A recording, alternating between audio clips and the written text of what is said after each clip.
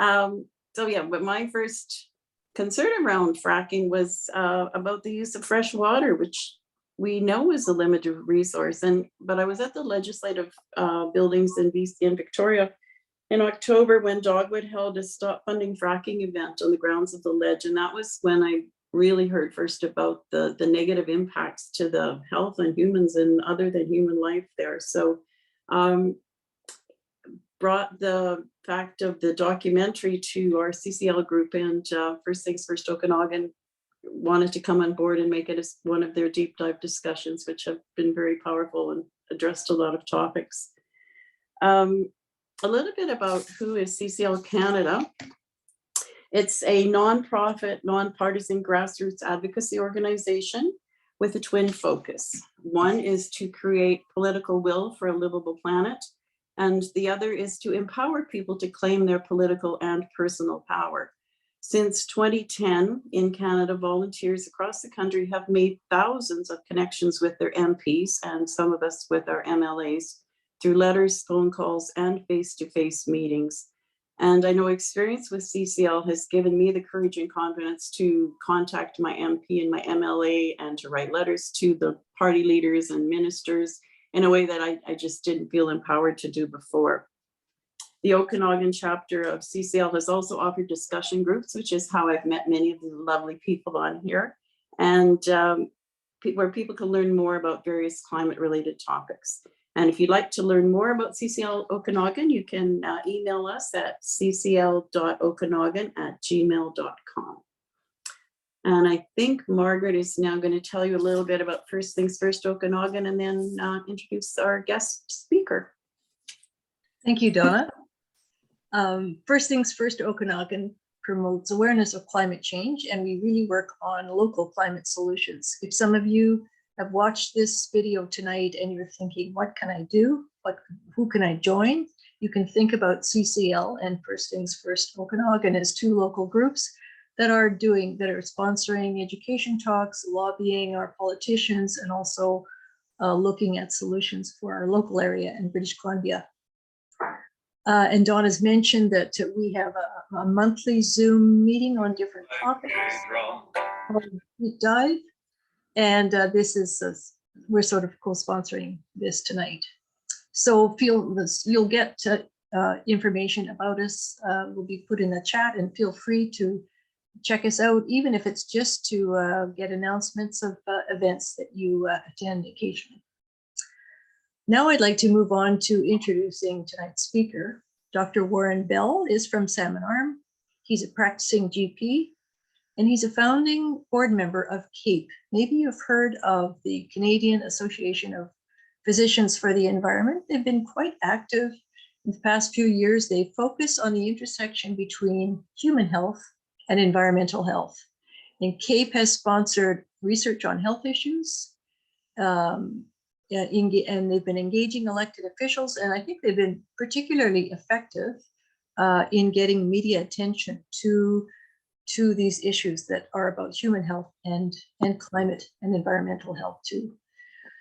So Dr. Bell was a founding member of the Canadian Association of Physicians for the Environment. I know that they support physicians to be advocates for healthier environments, and they've been quite active on the fracking issues. So Dr. Bell is going to expand on some of the topics in the video and answer some of your questions. So as Dr. Bell talks, if you could perhaps put your questions in the chat box, and then I'll look through them all and choose the questions, or just relay the questions to our speaker. So thanks very much, and please take it away, Dr. Bell. Thanks. Thank you very, very much, Margaret. Thank you, Lori. Thank you, Donna. Thank you, all the people who have put this together. And of course, a thank you to the people who put on and created the film. Denise was the person who did put it all together. I live in Secwepemc territory. That's part of the interior Salish community. It's a very large stretch of land that goes from the Rockies as far over as the edge of the Caribou Plateau. And not to cut too fine a point on it, it's land that was essentially stolen from the indigenous inhabitants in a series of legal enactments that essentially shut them into small reserves and took away their ability to live their life as they had done for, as everybody knows, anywhere from 10 to 20,000 years, depending on which archaeological site you go to. I was more moved seeing this film a second time than I did the first time, because I was conscious of the fact that we're all looking at it together. And it made me think of a number of things. I'm going to start off with an anecdote. You saw the face of Don Pettit in the film. He was the fellow who was talking about wind power, the Bear Ridge wind farm. He wrote an article in the Alaska Highway News about 4 or 5 years ago, when I and a colleague, Larry Barzilai, went to the Peace River for the first time, Peace River country. And in that article, he talked about renewable energy, and he used as an example of technological and social change the story of Kodak film. I suspect just about everybody on this at this session tonight has used a camera that had film in it. You know, the emulsion, silver emulsion film that you had to take off somewhere and get developed, and then you get it back and look at your pictures. And he pointed out that in one fell swoop, Kodak vanished as a film producing company. It did not anticipate the trends in change that were sweeping through the imaging industry. And you'd be hard pressed to find any reference to Kodak film today.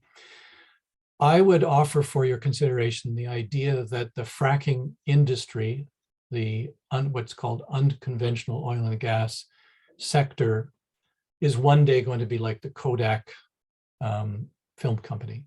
They're going to be looked back upon as people who didn't read the signs, didn't understand the direction in which planetary civilization was going. Now, another person in the film was Ulrike Meyer, Dr. Ulrike Meyer from Dawson Creek. About 5 years ago, Larry and I went up and met farmers and indigenous communities and business people, and found out how dire the situation was. We went back the next year, and the first year we went and paddled for the peace. Some of you may have done that. It's a lot of fun and a good way to get a sunburn if you're not out in the sun all that much. But when we went up the second time and had deeper conversations with people, the phrase, the sacrifice zone, started to be noised among the people we were talking to. The sacrifice zone meaning that the Peace River country, which is in fact the breadbasket of British Columbia and in fact a good part of Western Canada, was being destroyed by the intrusion, the excessive intrusion of fracking operations of one sort and another. We were told by people, and Ulrike Meyer was one of them. She said, please, when you leave, don't forget us. We're here, our lives are being destroyed. People are moving away. Physicians in particular moving away because they know of the health consequences of low-level methane and other toxic gas exposures. Ulrike told us about a higher incidence and background of glioblastoma, and of another illness called idiopathic pulmonary fibrosis, which basically means excessive scarring in the lungs. And these illnesses were occurring in young people. She mentioned a 26-year-old with a glioblastoma, but the average age of people getting these illnesses was much younger than normal. Both the lung disease and the brain cancer have approximately a 4-year life expectancy. So even though you think scar tissue is sort of benign, it kills people at a fairly rapid rate. And cases were emerging and being documented in the medical community by one of the radiologists with increasing frequency, well beyond what should be taking place. Similar to what has taken place in Fort Chipewyan, where John O'Connor, a family physician in Alberta, found a massively increased incidence of extremely rare gallbladder cancer, which he was familiar with because his own father had died of it in Ireland. And yet the incidence was about 10 times higher in this little community of 1,500 people. So the health impacts of the fracking process are real. They're not imaginary. I want to share now with you some of the story behind this massive uptick in activity in the Peace River country, because it is not happening by some kind of peculiar accident. It's happening because our government, successive governments, have enabled, just like somebody with a partner who's an alcoholic, you go out and buy them alcohol and you become an enabler. Well, our government has enabled the fracking industry, the large corporations that move into this province and sweep over the country in Northeastern B.C, planting incredible numbers. It was 25,000 units installations. Now it's up to 31,000 and it's climbing. All because an industry that is being subsidized massively for decades wants to keep going and has some kind of political clout that is inscrutable, but it's very real. So I'm now going to share the screen and show you some images. I gather you can all see that. I won't show all these slides, but I will show this one.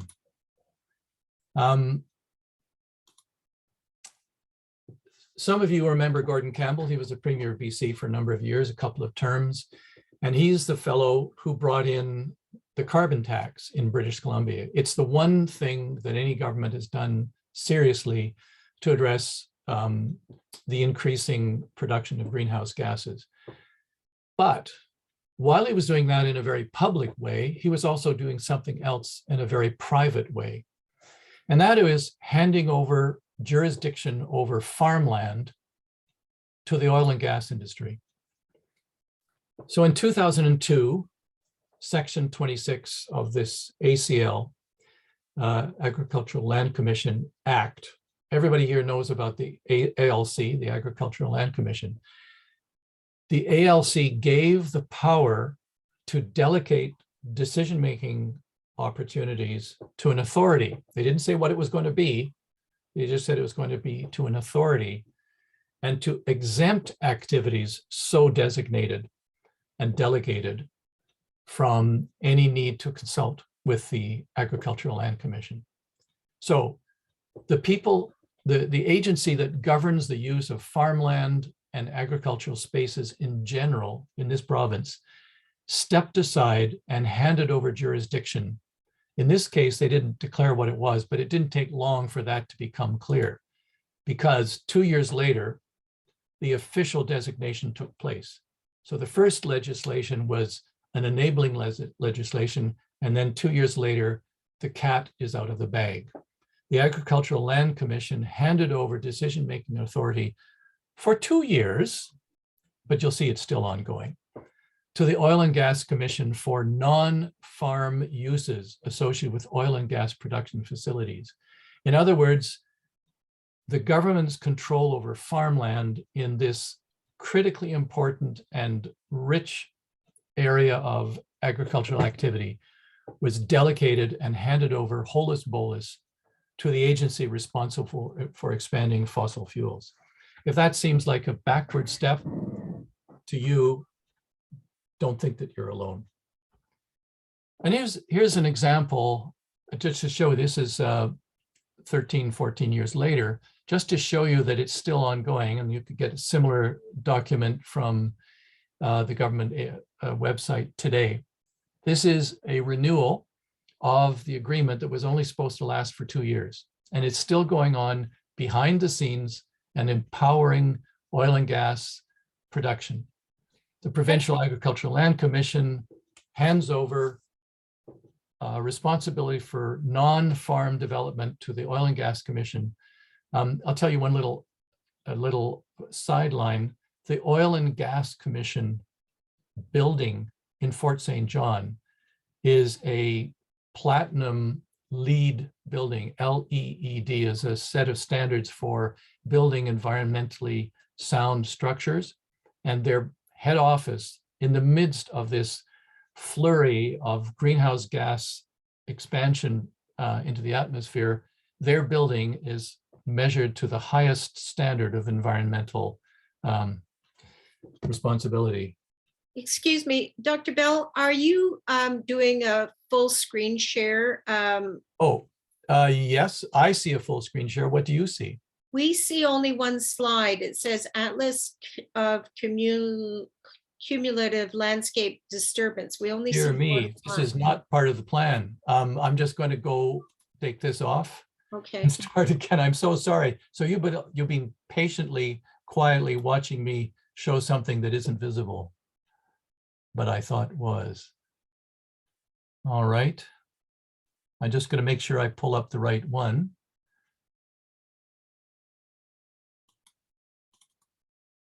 Does that look like a contract? Yes, that looks like an ALC, this agreement. Yeah, okay. That one. That's what I was looking at, folks. I'm so sorry that you were having to look at something else. Let's see now if this advances, because if it doesn't, then I've obviously separated that out. So I will unshare again. And we are having what is called a technical issue. Now, can you see this? We're back to. All right. Now, can you see Gordon Campbell and his sad tale? Yes. Thank heavens, we've crossed the Rubicon. All right, well, this is what I was talking about when you were patiently wondering what the heck I was talking about. 2002, Agricultural Land Commission hands over responsibility to some unnamed power. 2004, it becomes the Oil and Gas Commission. This is a standard agreement for that process. So we're visually connected again to my verbiage. This is the paragraph in that contract. Pursuant to section, etc., the ALC, and which is the Agricultural Land Commission, and the Oil and Gas Commission agree that oil and gas activities and ancillary activities located on the identified ALR lands, agricultural land reserve lands, are exempt from the requirement of an application under the ALC Act. They don't have to talk to anybody except the Oil and Gas Commission. And guess what? It is vanishingly rare for an application to the Oil and Gas Commission to be refused. I don't believe there are any well-known examples of exemptions. Basically, you apply to the Oil and Gas Commission, you get to build a well or a multiple bed well. Now, this is something that some of you may be familiar with. This is an atlas from an atlas put out, sponsored by the David Suzuki Foundation, but of the Blueberry First Nation, Blueberry River First Nation, showing how decade by decade, 1950, now you can't see the number, but it's 1970, I think, 1990, 2011, the density of wells has increased. And this is a decade ago. If you show each well with a 250 paces area around it, which is nothing, because that's about how much land is cleared around each well, the entire territory of the Blueberry River Nation is essentially taken up by industrial development. That's the atlas on the left. That's the atlas involved. And if you want to look at it, read and weep, or look and weep, then it's a good place to go, because it's really quite horrifying. I'm not going to share more slides. I just want to talk to you about some more issues that I think are relevant here. The speaker from the Salto Nation said, the industry has never been profitable. Unconventional oil and gas in both Canada and the United States would evaporate if there were no subsidies. It is an industry surviving on public money. No new oil and gas produced since about 2005 in the United States and a little bit later in Canada has been profitable. It is an industry supported by taxpayers' dollars. That's a critically important message. It's taking money out of the public purse to produce profits for private companies. Sad, but absolutely true. The gentleman, the farmer who spoke, talked about what do you do if there's a disaster? Well, we've talked to individual farmers, and there have been examples of sour gas, H2S or hydrogen sulfide leaks in and around a number of wells. And one of the farmers talked about rushing around with duct tape, taping up every edge of every perforation in his building as fast as he could when the smell of the gas was sweeping over his house. No response from the Oil and Gas Commission and its office until the whole thing is either over or it's well advanced. And that is typical. The safety instructions for families and the safety preparations and the safety support for families in Northeastern BC is pathetically inadequate. The Montney Shale is the second largest natural gas, so-called, or methane gas deposit in North America. It's huge, and the industry has had its eyes on it for decades. So it's only a matter of time before they would come to Northeastern BC and start to exploit it. However, the methane, and I think some of you may know this, methane as a greenhouse gas is in the first 20 years, which is a relevant time span, is about 85, 86 times as potent a greenhouse gas as carbon dioxide. Now, you may all know this. I just think it's something to bear in mind whenever you're thinking about it, because these are not tiny issues. The leakage of methane from spent wells is about 40% of them leak. And they leak so much as, again, can't remember which person in the film said, it's as bad as coal. The indigenous biologist said it's as bad as coal. And that's actually been documented at considerable length by scientific people. The studies that have been done to examine the impact of produced water, that's the water that's drawn back out of a fracked well, there just aren't any. It's astonishing the blindness that has been incorporated into the process of monitoring what's going on. Some of you may remember that about 3 or 4 years ago, there was a 3-person commission established by the provincial government to look at the impacts of fracking. They were formally told not to address environmental and health issues. They were left off the table. They were only looking at technical issues. You know, how much water, how is the water being handled, is being handled safely. The radioactivity in produced water is sometimes extraordinary. There was a report in the New York Times of a driver telling about how inspectors would go around his truck full of produced water with a Geiger counter, and the Geiger counter was going nuts. And the radiation level was so intense that he was told not to get out of his cab when he was driving, take it somewhere where it's going to be deposited in the ground. That's something that isn't even talked about. Imagine producing water that is so radioactive that you basically have to sequester it in a specially designed facility. A couple of phrases caught my ear when I was listening. The spokesperson from the Saulteaux Nation said, there is no justification for fracking that is sincere and truthful. And I think that's something to bear in mind. The speech that is being thrust into the public space is essentially propaganda and fabrication. And I'm saying that as somebody who lives and works in a clinical scientific mode. When I see somebody in the emergency room or in my office, I have to have some scientific basis for what I do. If I don't, and I do something that causes harm, I won't be a doctor practicing medicine anymore. So the fact that these absolutely licentious kinds of behavior are taking place on an ongoing basis in Northeastern BC is ample verification of that statement, that no justification is made for fracking that is either sincere or truthful. The other statement made, I think it was by Don Pettit, is that much of the discussion and negotiation is going on behind closed doors. It's not visible. You don't get to see how people discuss and negotiate among themselves. And I think that's not unheard of in our part of the world. I don't know if you remember the phrase used by Canadian philosopher. He said, Canada is essentially a branch plant economy. We have most of the major companies in our country from offshore. They could mostly from the United States, but many from Europe, Britain, etc.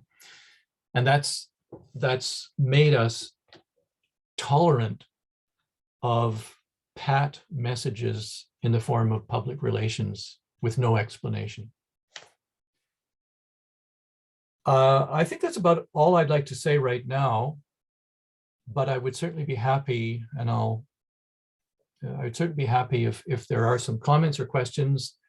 I'm not sure how Margaret is managing the chat line, but that's where I think they will emerge. Yes, and we do have two questions so far, and they're both big questions that can take a lot of discussion, I think.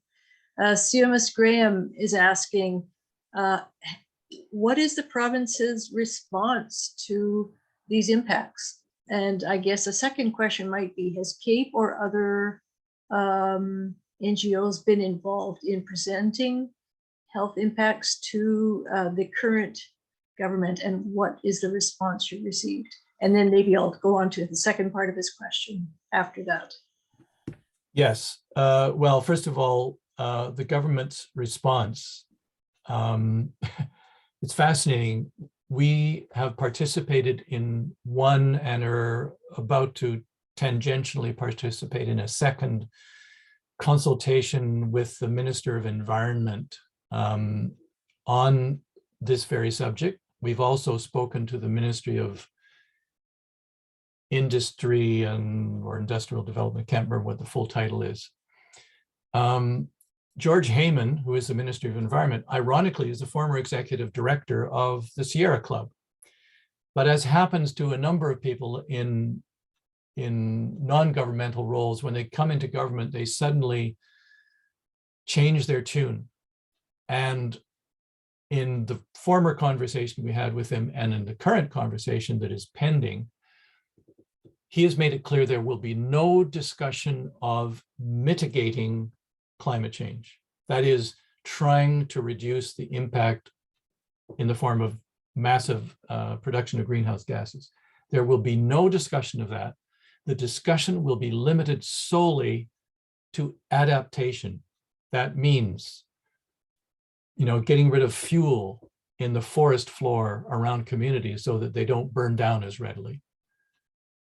Helping farmers develop crop usage that will withstand high temperatures in the summer and help the logging industry avoid cutting down trees on steep slopes so that there's debris flows when the next atmospheric river descends upon the province.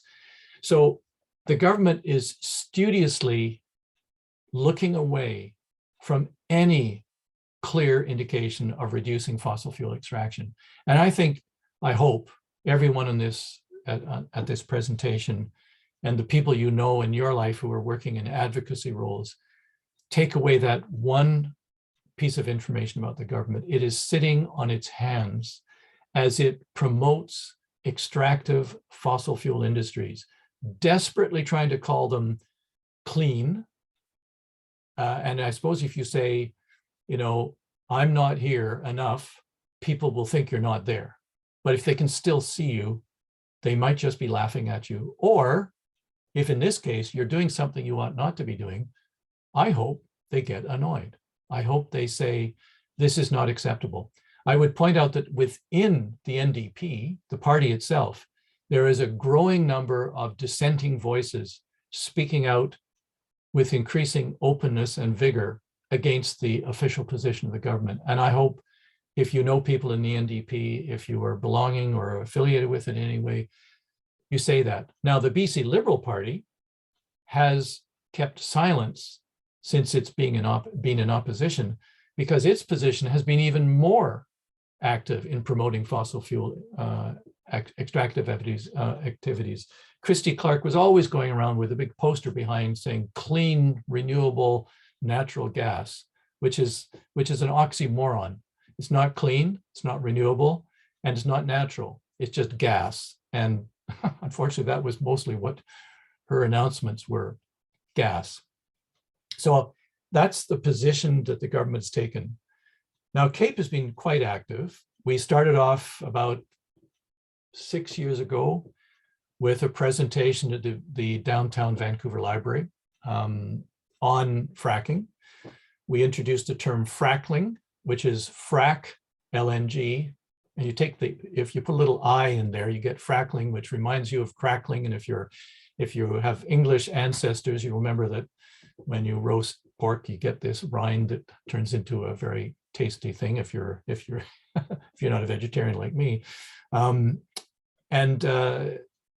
that's where we started. Then we started to move up to the Peace River country. As I said, we made 2 trips up, and then we brought down 5 or 6 people from the sacrifice zone in a tour of southern BC rather, the Lower Mainland essentially, called Voices from the Sacrifice Zone.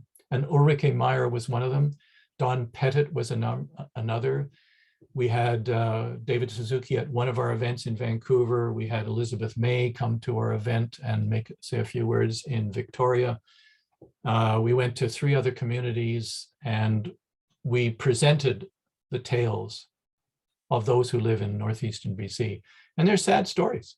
They're sad stories of displacement, disruption, and in some cases, disease. We also put on a billboard campaign at the Tsawwassen Ferry Terminal. And the title of the campaign is Unnatural Gas. Unnatural gas. And if you look up a website, unnaturalgas.ca, I think it's either .ca or .org, I think it's .ca, you'll see a really eloquent slideshow essentially on what's going on in this province and why it's a problem, created by Kevin Liang, who's actually currently a medical student, and but a brilliant guy with a website, unnaturalgas.org. We've subsequently started a campaign to have physicians go and speak to their MLAs about this situation. We've encouraged other people to do this, and we've done this in conjunction with Canadian Nurses Association, which is a really, really valuable thing to do. I think nurses and doctors speaking together sends multiple messages to the world, that it's not just the doctors who are carrying on. And we're still doing other stuff like that. It's very interesting to hear you say that Heyman wanted to restrict your discussion, because I've lobbied Minister Heyman with several climate groups in BC, and there's been no such restrictions on our discussions with him. And so I encourage people in the audience, if you're feeling fired up about this, lobbying is one of the main things Citizens Climate Lobby does, and certainly our group, First Things First, and also BC Climate Alliance. And we'll make sure that those links go in the chat. So quickly, Margaret, could I just ask you, what Sure. has he said about mitigation, about reducing the advancing of climate change? Well, that's, maybe we should have a separate conversation about this, you and I, but I would just say that certainly he has been lobbied about mitigation very strongly by different groups. Oh, he's been lobbied. Oh, yeah. Everybody can talk to him about it, but hopefully you can also meet with Minister Dix and talk to him as a health minister. Mhm. I know that I can see from the chat quite a few people are anxious about ways to get involved, and we're going to be devoting some time to that in a few minutes. I'll just address, if you could address one more question, and that is, Sumas Graham is asking, can we influence government decision-making? How far along on this road are we? It's my understanding that much of the fracking is, this fracking expansion is for export of liquefied natural gas, LNG, and that's what's driving this. And that the government has signed 20-year contracts for subsidizing the industry and helping them out for that 20-year period. But what's your sense of how far along are we on this road? Is there, and what cracks are there that we citizens can work on? Certainly, it sounds like your point of the gas industry not being economically viable, subsidies is something that all British Columbians, all taxpayers can protest. Well, there's governments in general, and I've been watching governments for 4 or 5 decades, tend to respond to uncontrollable public relations disasters or successes. They prefer the successes, of course, especially if they are their own, and if they're not, they try to claim them to be their own. But when things go really south, governments are compelled to react. Right now, the distraction from COVID-19 has given governments throughout the country a bit of breathing space. But the events of this past summer and this winter have put a little bit of pressure on the government to realize that its policies are actually, if nothing else, costing them more and more money. The forests of British Columbia, because of climate change, wildfires, and increased drought, have started to be very expensive, and to produce a lot of greenhouse gas. The forests of British Columbia used to be a carbon sink. Now they're a carbon emitter. The problems caused by the financial burden of repairing roads, rebuilding communities, treating people in hospitals, these kinds of costs are mounting up. And I will say one thing, the health issue, the human health issue, is where many governments live and die.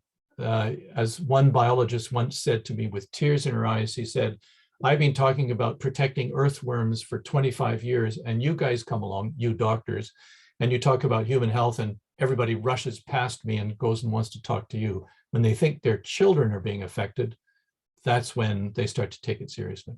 Right now, I would say children around the world, there's a recent survey done, sponsored by the BBC, paid for by Avaz, an online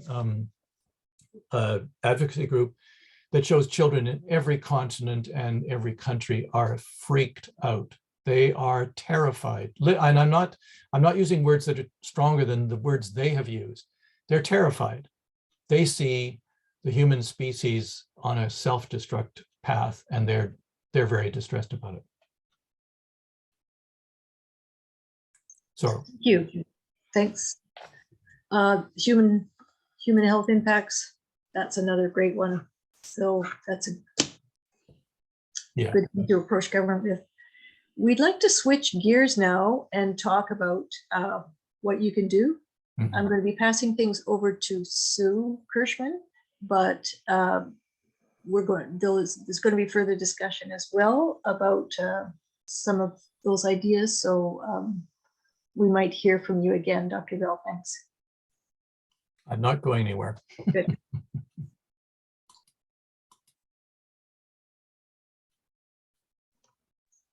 Sorry, I had to unmute myself there. Hi, everybody, and thanks, Margaret.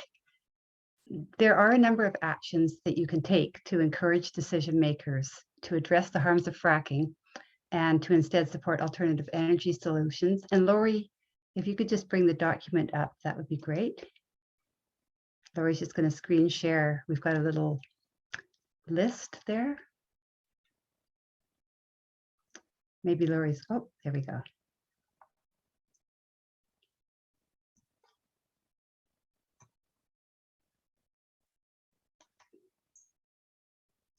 So the first one we have is signing a petition. Stand.earth who helped produce the movie that we just watched, has a petition which is quick and easy to complete. Lori will put it into the chat and all of the other links that we're providing. And we'll remind you at the end to save the chat before we sign off, so you don't have to worry about copying them down. So as well as the Stand.earth petition, as Dr. Bell said, lobbying is a great way to take action. You can contact your MLA directly to express concern about fracking. Again, Stand.earth has a tool that you can use. It has a simple message that you can tailor to make it quick and easy. And Lori will put that into the chat as well. Or you can request to meet with your elected representative. And as Margaret mentioned, there are some local groups who can help you with this. Citizens Climate Lobby Okanagan organized meetings with MPs and sometimes with MLAs. And the BC Climate Alliance organizes meetings with MLAs, and they also have free online lobby training video, which is very helpful. The third, donating to the Wet'suwet'en. The Wet'suwet'en people, under the governance of their hereditary chiefs, are currently standing in the way of the largest fracking project in Canadian history, which you've probably heard about in the news. The Coastal Gaslink pipeline aims to connect fracking operations of Northeastern B.C. with a liquefied natural gas facility in the coastal town of Kitimat. And if completed, this infrastructure would lock in fracking and at an increased level for years to come. So you can donate to the Wet'suwet'en to support their active resistance through the Donate to Wet'suwet'en link that is in that Lori's putting into the chat. The fourth item, the BC Sustainable Energy Association has a campaign to raise awareness about how using gas in our homes contributes to climate change and negatively affects our health. If you follow the Switch It Up BC link, you can sign the pledge to go electric or just to learn more. There's a lot of good information there. And lastly, if you belong to a group who you think might be interested in hosting a screening of Fracking the Peace, you can contact Stand.earth using their contact form. Stand.earth makes it quite easy. They provide a toolkit and other support. And by the way, the movie you just saw will continue to be available on Vimeo for some time. So we encourage you to share it with your friends and your family as widely as you can.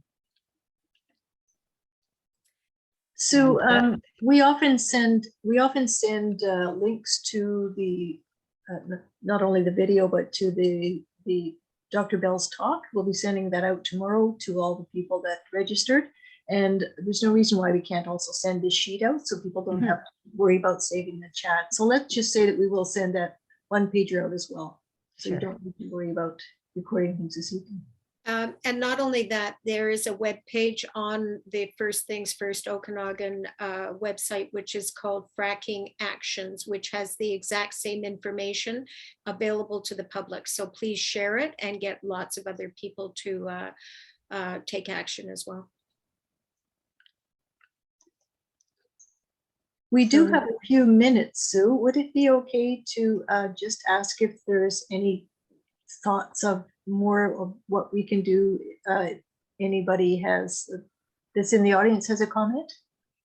Absolutely. Any other suggestions or comments, please just put up your hand and we can open it up for discussion. I see Lori waving her hand. Somebody did mention that Stand.earth has a 350.org and Council of Canadians has an action across the country on, I think it's March 12th, to push back about fossil fuels and a just transition, I think. And so people, right now we don't have anything organized in Penticton, but there could be one, and it would be great if we had another 60 cities, involved in this kind of action. Don Gayton has made the point that political support is very important, and if you don't feel your MLA, whether NDP or Liberal is supporting the right things, that you do have the Green Party to vote for, and that you should make your feelings known to whoever your MLA is. And that's part of the work of Citizens Climate Lobby and BC Climate Alliance and First Things First Okanagan, whether you write letters to the editor, or get involved with one of our groups, and even come along to a lobby session as one of the silent partners, just to see how it's done, and then you could get more involved yourself. So I really encourage you to join one of our groups.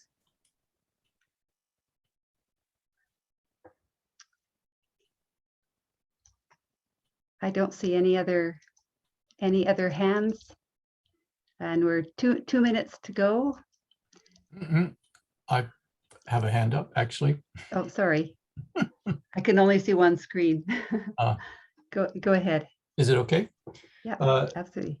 Yeah, Cape South, I forgot to mention, we sent two of our physicians went to Wet'suwet'en territory, particularly visiting their healing lodge, which is in the center of some of the sort of industrial development. Took a bunch of COVID test kits up for the people there, very conscious of the health risks, because the crews have not been coming in for CGL, have not been particularly careful about exposure among themselves and for them. We were actually part of the sponsor group for the Switch It Up campaign. And one of the features of our unnatural gas campaign is addressing the indoor combustion of methane as well. A couple of groups that are worth also, if for any of the younger people involved, Lead Now is a very active group, mostly populated with people under the age of 25. Very active, do some incredible work around elections. The Sierra Club, George Heyman's former haunt, is very active as well. And Dogwood. Dogwood is started out looking at shipping up and down the coast, and now it's broadened its scope to the entire way the province is being affected. So that's all I wanted to say.